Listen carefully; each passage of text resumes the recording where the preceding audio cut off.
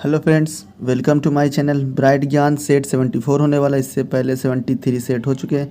अगर आप लोग नहीं देखे तो प्लेलिस्ट बना हुआ, आप लोग जाकर के देख सकते हैं। इसमें 10,000 क्वेश्चन से ज़्यादा आपको इस सीरीज़ में देखने को मिलेगा, इसलिए वीडियो में बने रहिए, आपको बहुत बेनिफिट होगा। चलिए पहला क्वेश्चन देखिएगा। मृग तृष्णा उदाहरण है तो पूर्ण आंतरिक परावर्तन का मतलब क्या? मृग तृष्णा क्या होगा? जैसे आप कभी कभी देखोगे ये धूप के समय में कहीं पे आपको चमकता हुआ दिखेगा और दूर से आपको लगेगा कि पानी के वजह से चमक रहा, मगर जब आप वहाँ पे जाओगे तो देखोगे वहाँ पे पानी रहेगा ही नहीं। समझ रहे हैं? इसी को हम कहते हैं मृग तृष्णा। चलिए अगला क्वेश्चन देखिएगा।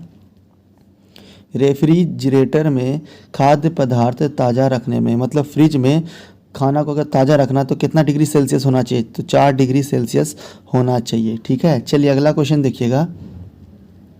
जब दो लोग आपस में बात करते हैं तो लगभग कितनी डेसिबल ध्वनि उत्पन्न होती है? तो 30 डेसिबल। ठीक है, तो 30 डेसिबल। चलिए अगला क्वेश्चन देखिएगा।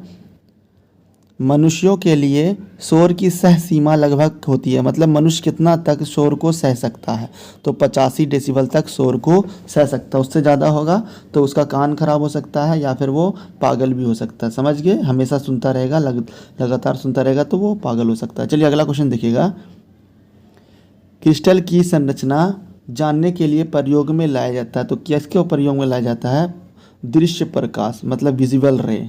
विजिबल रे, दृश्य प्रकाश जो दिख सकता है। चलिए अगला क्वेश्चन देखिएगा। टेलीविज़न के दूरस्थ नियंत्रण में किस प्रकार की प्रकाश तरंगों का उपयोग होता है?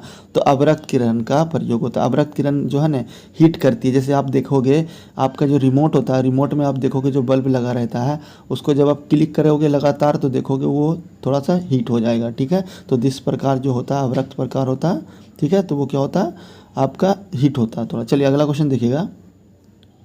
एक सूखी सेल में कौन सी ऊर्जा पाई जाती है? तो सूखी सेल में क्या होता है?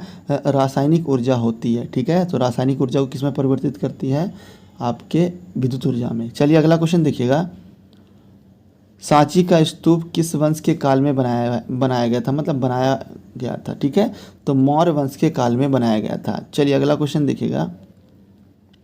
किस राजवंश ने हत्या कर सत्ता हत्याई थी तथा जिसका अंत भी हत्या के द्वारा हुआ था? इसलिए कहते हैं लोग बुरे का अंत बुरा ही होता है। हत्या करके सत्ता को हत्या था और उसका भी हत्या हुआ था, तो शुंग वंश को। ठीक है, समझ गए? चलिए अगला क्वेश्चन देखिएगा। हाथी गुम्फा अभिलेख में किसकी उपलब्धि के विवरण के, मतलब किसकी उपलब्धि के बारे में हाथी गुम्फा अभिलेख में लिखा गया? तो खारवेल की। किसकी?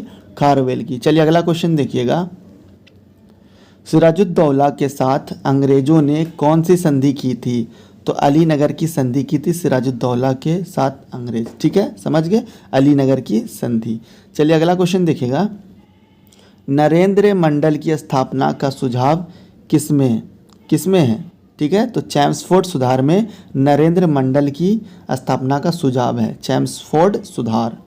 चलिए अगला क्वेश्चन देखिएगा। सिक्किम किस राज्य के साथ सीमा बनाता है?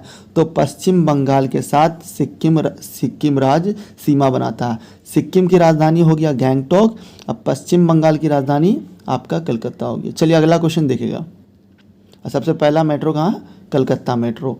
नाथुला दर्रा किसको आपस में जोड़ता है? तो नाथुला दर्रा सिक्किम को और चीन को जोड़ता है, नाथुला दर्रा। ठीक है, चीन की राजधानी बीजिंग, सिक्किम की राजधानी गैंगटॉक। चलिए अगला क्वेश्चन देखेगा। ओनेगा झील किस देश में स्थित है? तो ओनेगा झील कहाँ में है? रूस में। रूस की राजधानी मॉस्को। ठीक है, समझ गए? ओनेगा झील कहाँ? रूस के अंदर। चलिए अगला क्वेश्चन देखिएगा। लोकटक झील किस राज्य में स्थित है? तो लोकटक झील आपको कहाँ देखने को मिलेगा? मणिपुर में। मणिपुर की राजधानी इम्फाल। ठीक है, इम्फाल। चलिए अगला क्वेश्चन देखिएगा। विश्व की सबसे गहरी झील कौन सी है? तो बैकाल झील है। कहाँ पड़ती है? रूस के अंदर। रूस की राजधानी मॉस्को है। चलिए अगला क्वेश्चन देखिएगा।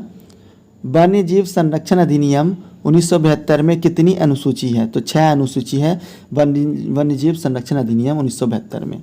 ठीक है, चलिए अगला क्वेश्चन देखिएगा। शांति के लिए बहुपक्षीयता एवं कूटनीति हेतु अंतर्राष्ट्रीय दिवस कब मनाया जाता है? तो 24 अप्रैल को शांति के लिए बहुपक्षीय एवं कूटनीति हेतु अंतर्राष्ट्रीय दिवस मनाया था 24 अप्रैल को। चलिए अगला क्वेश्चन देखिएगा जो आज का लास्ट क्वेश्चन है। यूनाइटेड नेशन जिसको यूएन कहते हैं, यूएन की किस एजुकेशन संगठन का मुख्यालय पेरिस में है? तो यूनेस्को का मुख्यालय कहाँ? पेरिस, फ्रांस में है। ठीक है, चलिए, थैंक यू।